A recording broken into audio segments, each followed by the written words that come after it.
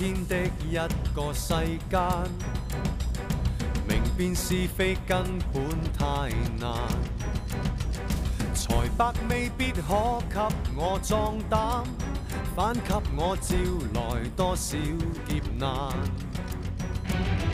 時局未必可一眼看真，成敗又怎可以問？有誰能猜得透？情能變恨，令前程變做遺憾。藉着信心不作罷，處處風險，像喝杯茶，歷盡困境，才能會通天下。為何未可算神話？頑強地踏正途，我走過我的路，亂世跨出千里闊步，看天空有幾高，情願任世人話我還未夠好，終於心裏赤道，理智未跌倒，於心不愧，重情是貴寶。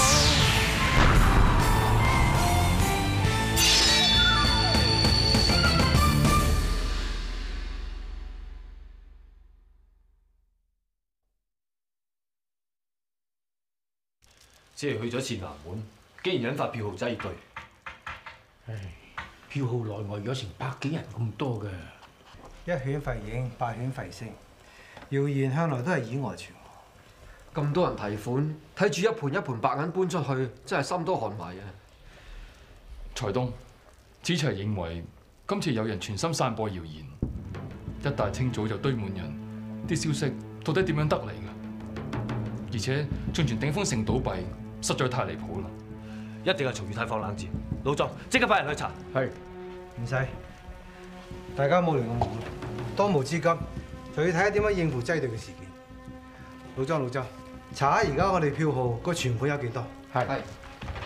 銀庫入邊仲有幾多白銀？大約10萬兩左右。照目前嚟睇，每日兌現2萬兩以上，10萬兩銀只能夠應付4、5人。通知就近票號，盡快調動10萬兩銀嚟應付。知道。散戶提款尚可應付，我只係怕若果大戶嚟提取巨額款項，到時就不堪設想。成件事由張大人而起，解鈴還須繫鈴人。不如財東叫張大人出嚟澄清，咁擠兌件事就可以平息啦。張大人朝廷命官，佢係點會插手商業事務？佢係喬家未來女婿，唔通佢會睇住鼎豐城出事都袖手旁觀咩？為官之道係唔可以公器私用，唔可以打攪張大人。時急馬行田，如果我哋你冷靜啲啊！啲客人會唔會相信張大人所講嘅嘢？佢哋最多講我哋係官商勾結，到最終都係於事無補。財東，今次弊啦！咩事啊？出面嚟咗幾位老主顧，全部都係大家長戶，佢哋要提取所有銀兩，其中一位陳老闆仲指定要見財東嚟啊！咁有冇辦法拖延，或者嗌佢哋通融多幾日咧？唔使，我哋打開門做生意，客人嚟提款，我哋就要兌現。呢個係我哋票號嘅宗旨。至於籌措銀兩嘅事，再從長計議啊！請佢入嚟。係。大家做嘢。鼎豐城擠兌嘅情況唔知發展成點咧？咪繼續惡化落去咯。頭先經過，仲人山人海。鼎豐城嘅資本雄厚嘅，但係最擔心就係銀兩喺短時間之內調動唔到咋。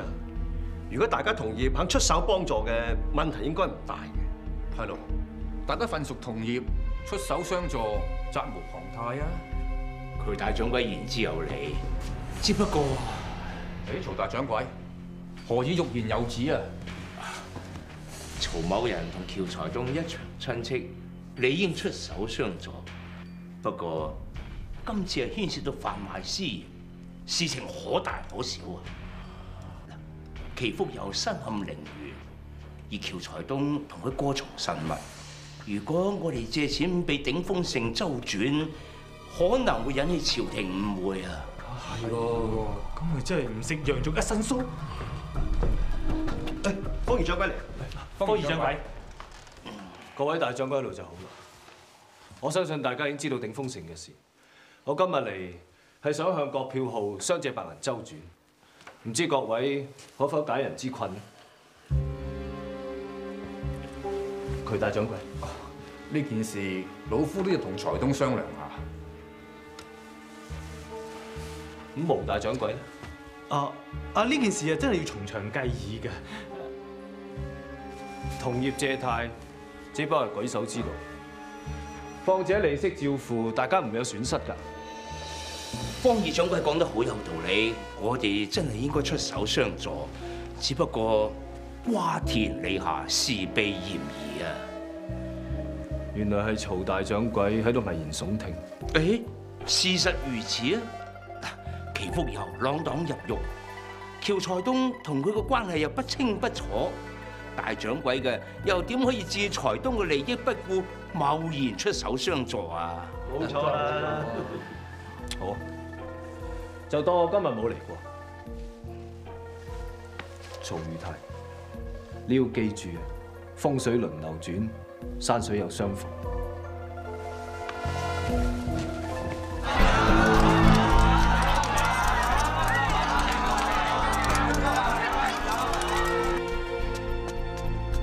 二掌櫃。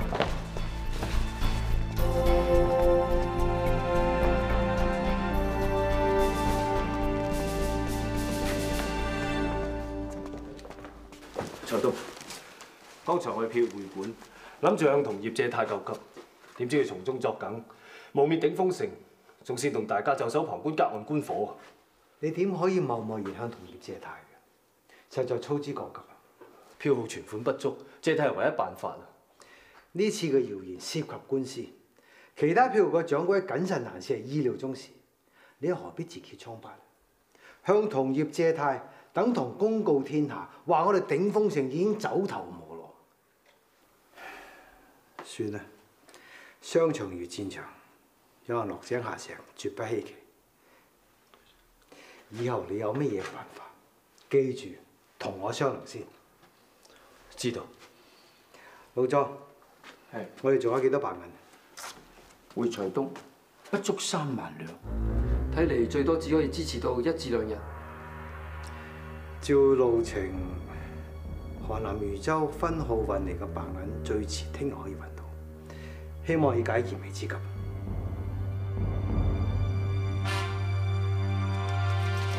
急於收案，交俾我得啦。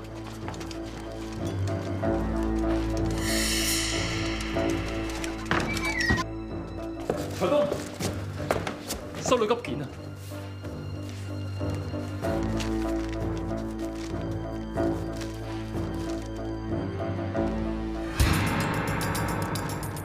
禹州離平遙嘅道路塌方，護送白銀驚路上有阻滯，所以派人送出嚟通知一聲。咁點算啊？塌方可大可小，千祈唔好自亂陣腳。阿齊，你同虎兒姐喺路上打聽一下。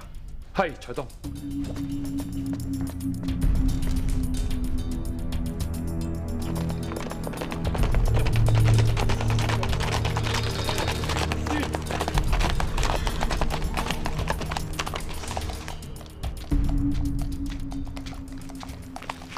官差大哥，前面發生咩事啊？前面道路塌方，沙石攔路，你哋唔可以再過噶啦。請問塌方情況係咪好嚴重啊？幾時至放行啊？連日大雨，好多路都山泥傾瀉，既然派人搶修，至於幾時開放就講唔定啦。唔該，行。啲白銀運唔到入平遙，咁頂風城，唔通連個天都唔肯幫財東？放心啦，天無絕人之路。韋老闆真係眼光獨到，生絲買賣利潤越嚟越豐厚，真係可喜可賀。3分人事，7分靠運氣啫。如果唔係歐洲嗰邊有蠶災，我怕囤積嗰批生絲啊，都冇咁易脱手啊！嚟，老夫敬韋老闆一杯啊！我敬你至啱，都仲未多謝曹大掌櫃上次送俾我嗰幅落霞孤墓，飲杯。哎呀，小意思，小意思，飲杯。請坐。咦？嗰個唔係頂風城嘅文讀先生？向以來咧，好愛好嗰啲詞畫同埋繪本。今日呢件玉兒，你不妨鑑賞下。哇！晶瑩通透，係上品嚟喎。雲老闆，你既然喜歡嘅，不妨出個價啊！咦，莊生，若然我冇記錯，呢件玉如意係喬才東放喺鼎豐城度，時常把玩愛不釋手嘅喎，何以今日會突然割愛呢？莫非謠言係真嘅？曹大掌櫃，你都聽過鼎豐城倒閉嘅謠言，係咪真㗎？只係謠言啫。若然票號倒閉，全戶豈不是血本無歸？喂，老闆，謠言不可盡信嘅。鼎豐城資本雄厚，應該唔會有事嘅。啊，不過呢啲都係老夫喺鼎豐城做大掌櫃時候嘅情況。依家老夫不在其位，可能唔怕一萬，只怕萬一啊！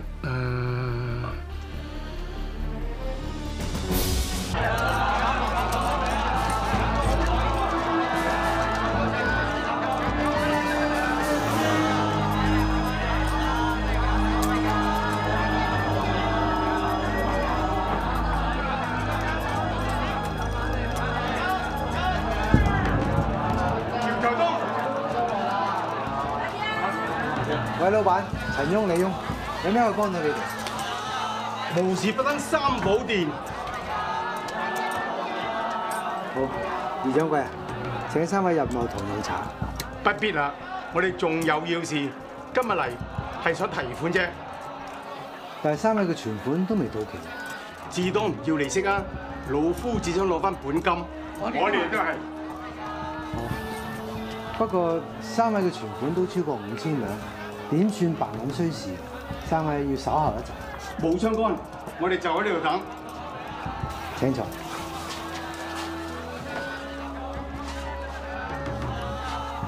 幫3位辦理。佢哋嘅存款超過1萬兩，若然照付，我哋票號白銀就會所餘無幾嘅。票號最終成數，按照付錢。咦？呢個咪曹大掌櫃？咦，連佢個仔都嚟埋喎！攞緊啊！係咯，唔算咁攬住㗎。最緊要攞到銀兩。得啲實際真係連喬才東都出埋嚟喎！嚇，真係喬才東，果然門庭若市，生意興隆喎。曹大掌櫃咁清閒嘅，唔使傾生意啊？你哋做咩？鼎豐城冇人得閒招呼你。唉，你我份屬同行，正所謂唇亡齒寒。老夫只不過嚟睇下有乜嘢可以幫到手啫。幫手？你講少句廢話就可以幫到手啦？哎呀，二掌櫃你咁煩躁嘅，好似心火盛咗啲喎。我睇佢要飲杯去火茶至得啦。曹大掌櫃，你呢個好意在下心領，請。喬才東，鼎豐城係平遙嘅龍頭票號，如果有咩閃失，唔單止影響到聖喬嘅聲譽，而且仲影響到山西票業嘅榮譽。你話老夫點可以唔操心呢？鼎豐城喺山西屹立數十年，乜嘢風浪未見過？做生意嘅一定有高低起跌，呢次擠兌只不過少少風波，微不足道。哎呀，處變不驚啊！不愧係票業嘅主席。做人處世，只要問心無愧，就能夠處變不驚。才東，二掌櫃，咩事？外邊越嚟越多人，人人都湧晒入嚟。才東，不如等我追佢。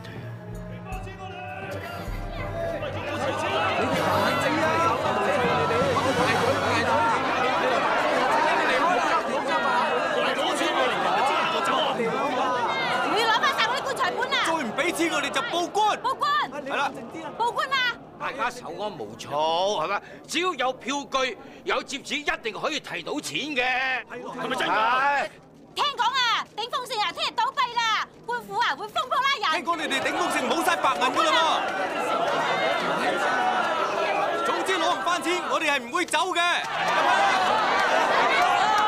你千祈唔好誤信信謠言，鼎豐城嘅財政好健全嘅。平遙啊、韋老闆啊、陳翁、李煜啱先入去，佢哋提親係都1萬幾千兩嘅，咁即係證明鼎豐城就大把白銀啦，一定提到錢嘅。韋老闆都係提錢，肯定鼎豐城有問題。係啊，我哋唔好講啦，嗰啲大戶啊提晒啲錢，我哋呢啲小戶仲邊有得攞啊？係啊，冇錯啦，揸都冇㗎。就算今日啊提唔到錢，只要鼎豐城一日唔倒閉，一定可以提到一番錢嘅。係啊，咁即係鼎豐城一定會倒閉啦。係咁多啦，攞錢，入去啦！冷靜啲，冷靜啲。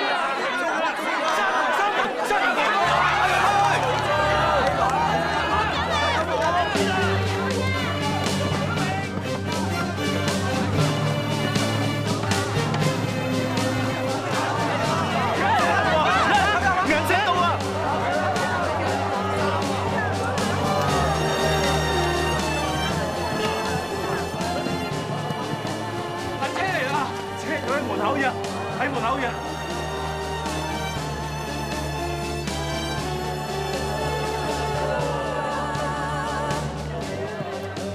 財東，刻不容明。道路塌方，點解銀車仲可以順利到達嘅？我哋用高架聘用船夫改行水道，就可以及時到埗。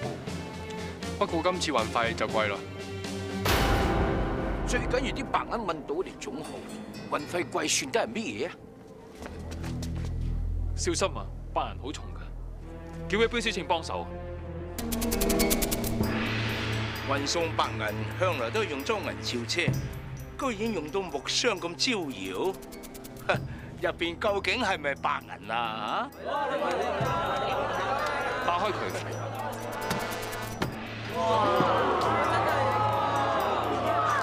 有一日陸路改為水路，銀肖車車身重，我改用木箱裝，就減輕船隻嘅負擔。呢啲係鼎豐城嘅事，與你無關。老夫只不過係佩服鼎豐城神通廣大，嗰啲白銀可以源源不絕咁運到啫。小心！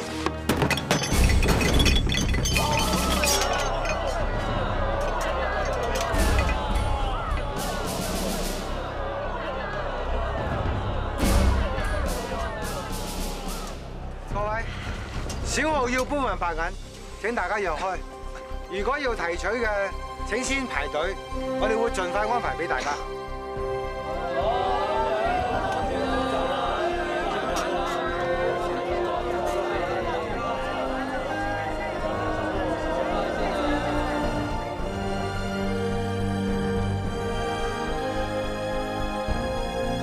見到啲客得快，散得更快。見到咁多白銀，大家對鼎豐城就重拾信心。係咧，阿齊，啲白銀係點得翻嚟㗎？其實余則分學嘅白銀根本上未運到，水路附運完全係假話。除咗表面嗰陣係白銀之外，下邊全部都係石頭嚟。咁頭先你撞跌嗰箱明明全部都係白銀，10箱裏邊淨係得嗰1箱。我知曹裕泰一向精明，當佢眼見咁多白銀嘅時候，必定會起疑心，所以我只會早有安排。佢果然故意扮跣腳，想推跌木箱一探虛實。阿齊就順水推舟，故意撞跌裝滿白銀嗰1箱。所謂耳聞不如目睹，我知當大家眼見白花花咁多銀兩，只會肯放心。到時佢哋就唔會一窩蜂咁走嚟提款。好，你哋能夠臨危不亂，連消帶打，解除擠兌嘅危機，你哋呢次做得非常之好。多謝財東。咁究竟啲白銀點樣得翻嚟？係傅儀齊嘅建議，係佢建議我向張大人求助。唔記得財東講過唔好打攪張大人咩？阿齊只不過以跑街嘅身份接到張大人買匯票呢單生意，遲啲我哋仲要送翻張匯票過去㗎。果然有急字，你哋嘅功勞會記錄在案，論功行獎。多謝財東。莊先生，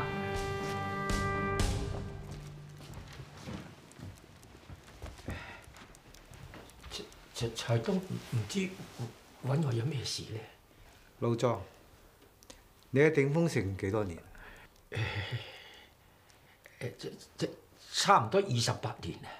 老夫自問待你不薄，你點解要咁做？財財東，老張我都盡晒力㗎啦喎。你盡晒力去散播謠言，話老夫要出賣家傳寶物係咪？怪得位老闆突然間嚟提款，一定係曹宇泰。佢連你都收買埋，你竟然為虎作倀！我哋鼎豐城唔可以有呢種火油，你唔可以再留喺鼎豐城。扯啊！以後都唔可以踏入鼎豐城半步。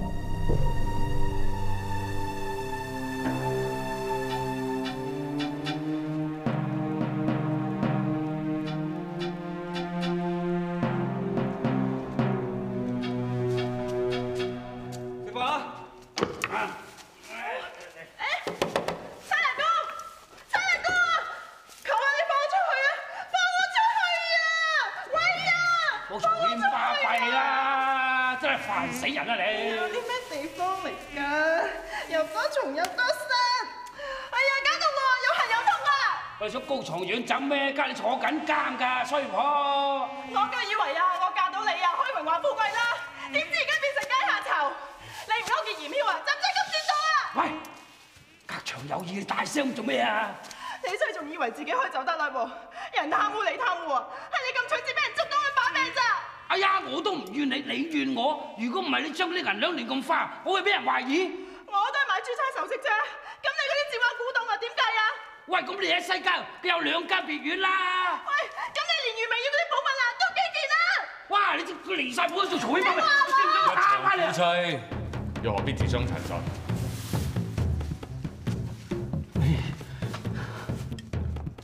法令如山，就算你倆矢口否認，都只係拖延時日。招公伯，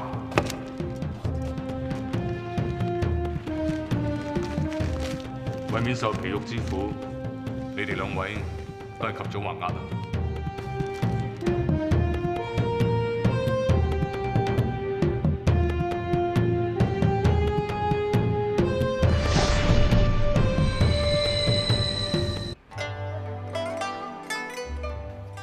喬老爺，崇文有一份見面禮呈上，係一把寶劍，大人真係有眼光。呢一把寶劍係我喺一個機緣巧合嘅情況之下買到，希望喬老爺你喜歡。好劍，真係好劍，多謝大人。客氣。學長每朝都冇劍強身健體，睇嚟有人通風報信喎。報信嘅人一定就係阿妹啦。大人，請坐。請。大人今日到訪，不如喺舍下食餐便飯。恭敬不如從命。大人同老爺有要事傾談，我哋女眷不如回避一下。嗯。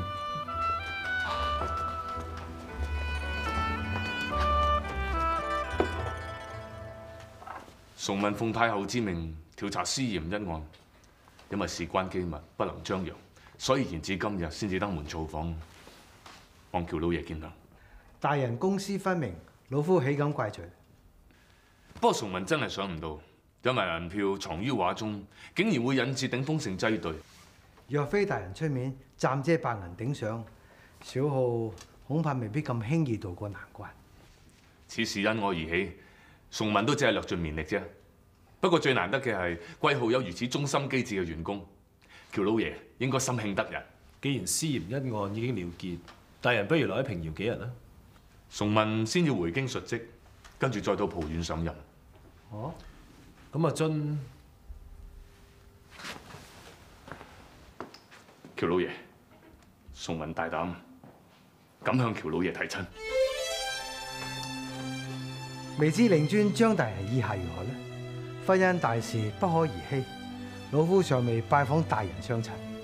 喬老爺，崇文先要回京一趟，不如請喬老爺一齊同行，到時雙方家長見面，再商議婚事嘅細節。好，老夫就陪大人回京一趟。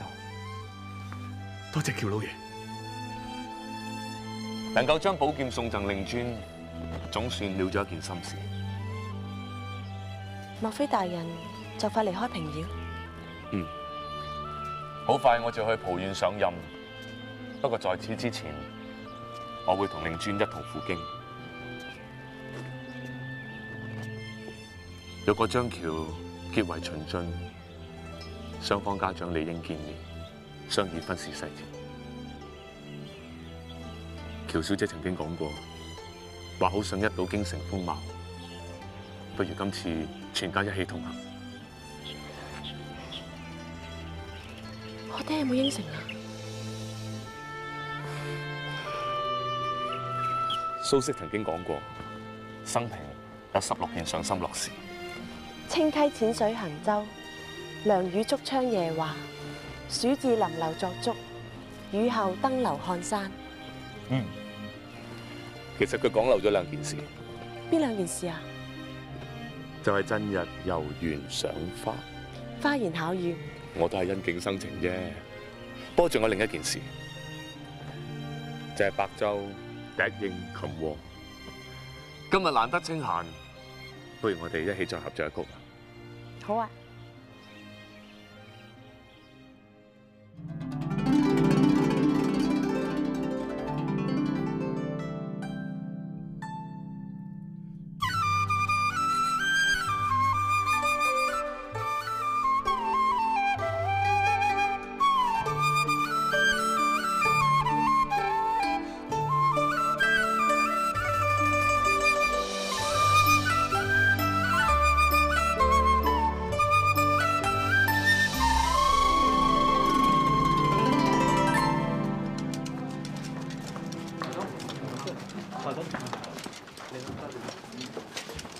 財東，點解突然咁多客人嘅？發生咩事啊？啲客人唔係嚟提款，反而係嚟存款嘅。謠言止於智者，再加上我哋鼎豐城信譽超暢，所以佢哋個個將啲銀兩再放送翻入嚟。匯票銀票咁方便，總好過將啲白銀擺喺屋企啊！存款仲有利息啦，啲客人個個都好精明㗎。做咩？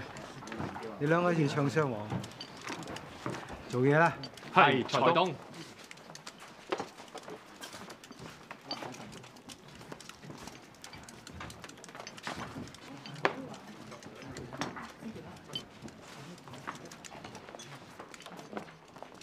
子晴，張大，張公子，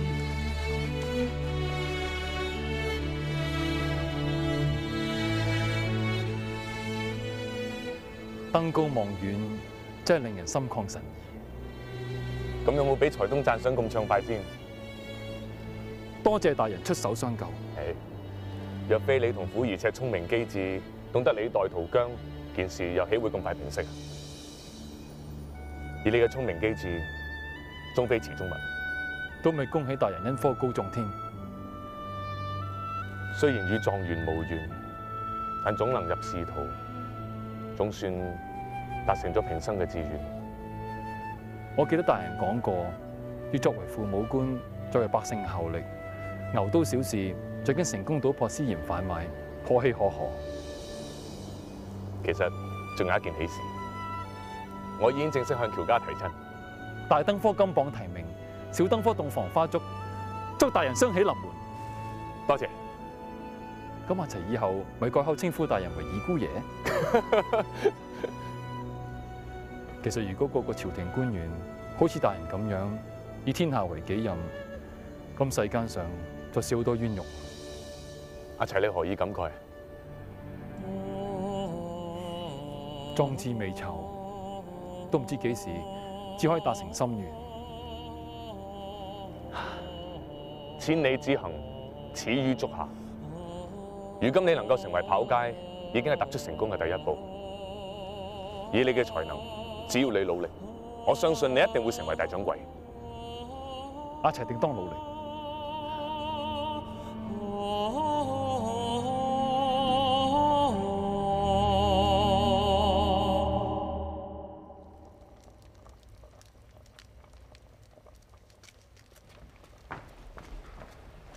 大人，朝廷剛剛送嚟一紙公文，請大人過目。莫非係朝廷催促我上京述職？係吏部嘅敕書？原來吏部命我接任平遙知縣一職，代替祈福佑。恭喜大人！如此一來，大人可以留喺平遙，無需遠赴蒲縣，真係可喜可賀。同樣都係為朝廷效命，只不過上任嘅地方不一樣，喜從何來啊？喬家小姐家居平遙，若然大人在此上任，就可以朝夕相對，免卻相思之苦。崇文向來做事啊，都係公私分明嘅，又豈會將公事同私事混為一談？大人，他日你與喬家小姐成親以後，更無需離鄉別井，真是人間美事啊！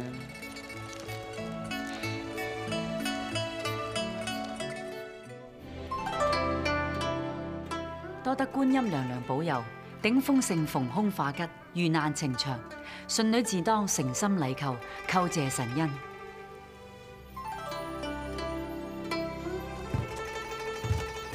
一齊嚟到寺院食埋齋先翻去啦。好啊，不過咧，我想高娃陪我四圍行下。娘親同小雪，不如先行一步啊。好啦，咁一陣間你記得嚟揸糖喎。嗯。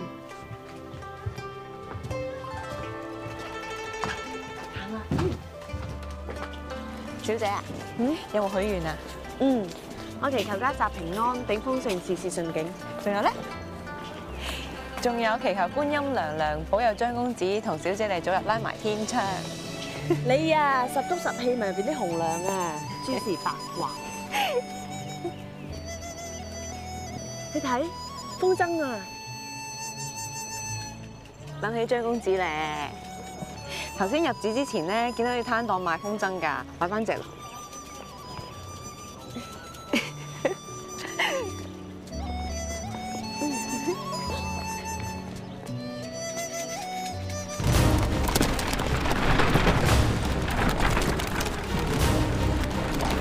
小心啊！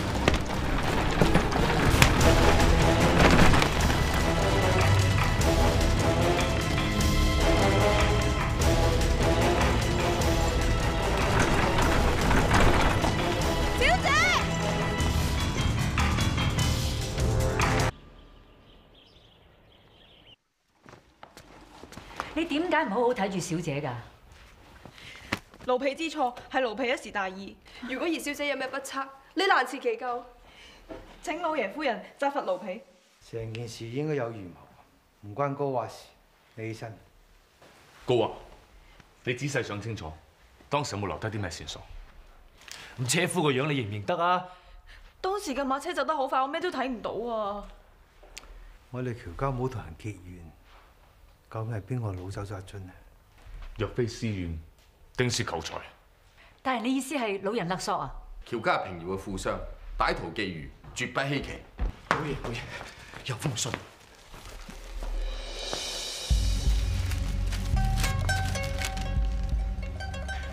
係勒索信。喬津在我手上，欲保其性命，帶5萬兩銀票，明日辰時到西郊竹林，免火其恨。有此理！上次俾佢走甩咗，竟然仲夠膽翻嚟平遙老人勒索，真係膽大包天。佢只係求財啫，相信唔會傷及性命。淨係保住性命冇用㗎。阿妹係黃花閨女，如果一咩閃失，阿青，唔好嚇親你娘親。對唔住阿爹。最重要保住阿津性命啊，老爺，俾啦。張大人，你認為我哋應唔應該俾贖金？為免節外生枝，我認為贖金照付。明日我會安排官兵喺附近埋伏，布下天羅地網。但帶埋啲官兵去，會唔會打草驚蛇？救人係首要，歹徒一日未放人，官兵都唔會輕舉妄動。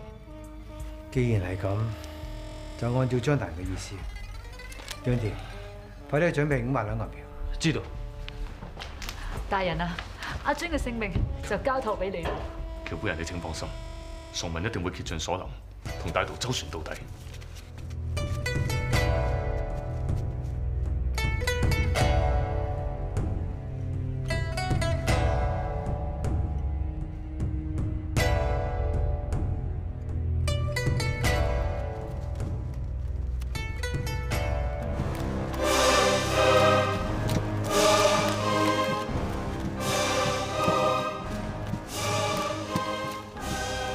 小心，提防有詐。小姐佢手把蟹啊！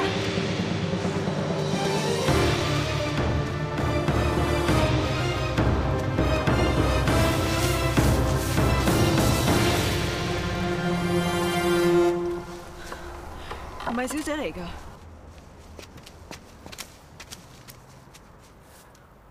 火麒麟一定仲喺附近，即刻同我手。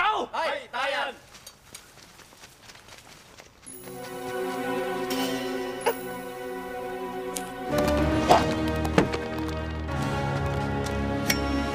冤有頭，債有主，如要贖回喬津，準備銀票10萬兩，每500兩一張。明日申時由張淑文單身帶往東郊樹林，遇時自誤火麒麟，簡直係無法無天。火麒麟送條女屍嚟，用心明顯，恐怕唔單止為咗求財。大人，千祈唔好輕舉妄動。張大人，小女安危重要，但係張大人嘅性命亦都重要。老爺，不如等奴婢去。若果唔依歹徒指示，恐怕會節外生枝。大家放心，明日我一定會小心行事，一定要救翻喬小姐出嚟。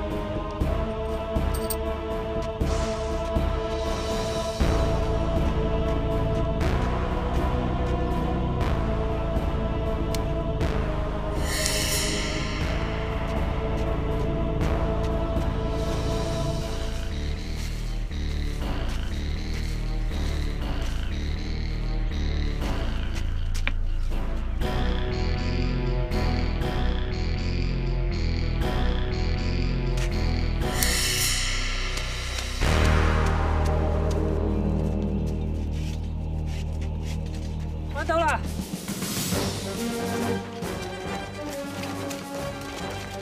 走！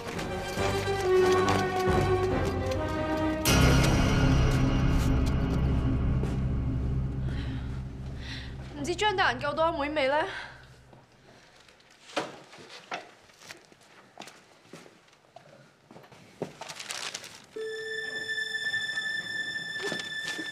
咦，高啊，你冷親啊？唔係啊，夫人，不過唔知點解突然間覺得個鼻好痕啫嘛。琴日見到條女屍嗰陣時，你已經係咁咯。我明啦。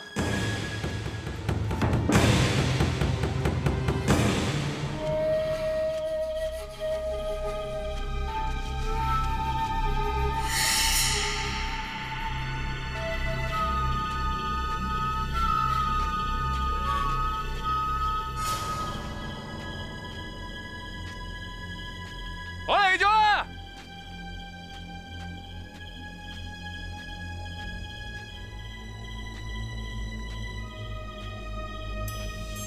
火麒麟，做咩唔出嚟啊？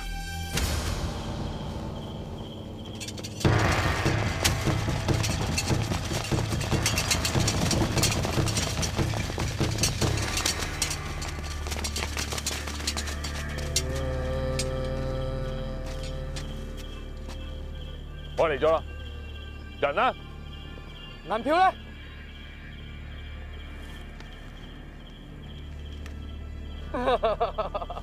睇嚟你都好心急喎，大人。你唔放人，唔使旨意攞到銀票。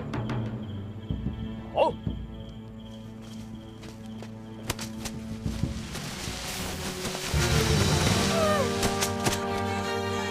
喬小姐。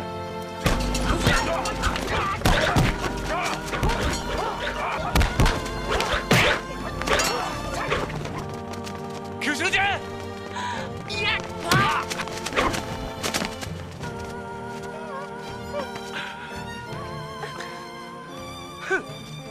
斷我財路，殺我兄弟，今日係你自己攞嚟死嘅。火麒麟，一人做事一人當，你要殺你殺我，放咗喬小姐。鬼叫佢老子家財萬貫啊！而家咪益咗你咯，等你做對鬼鴛鴦啦！喐手！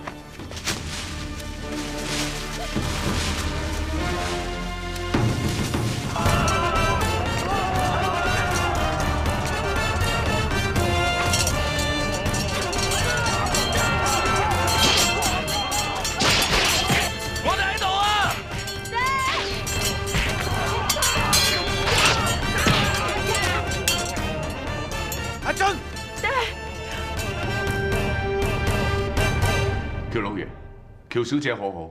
張大人，你剛才辛苦啦，你唔留喺府中休息，仲嚟探望小女，老夫罪過罪過。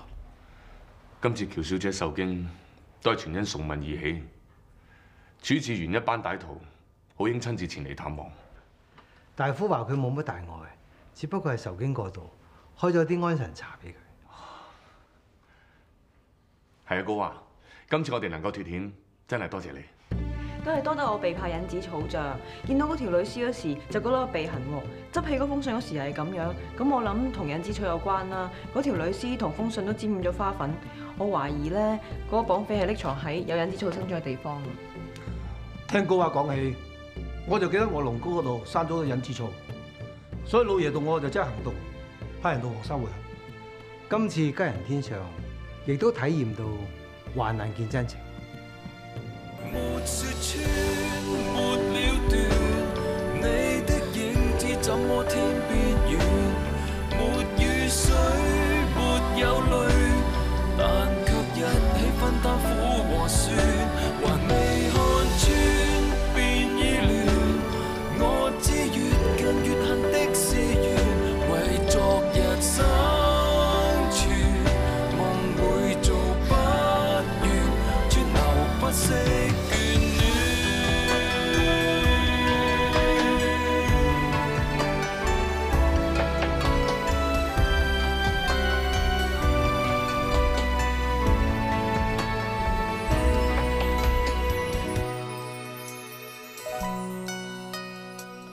怪我兩命中早早的遇見，餘生。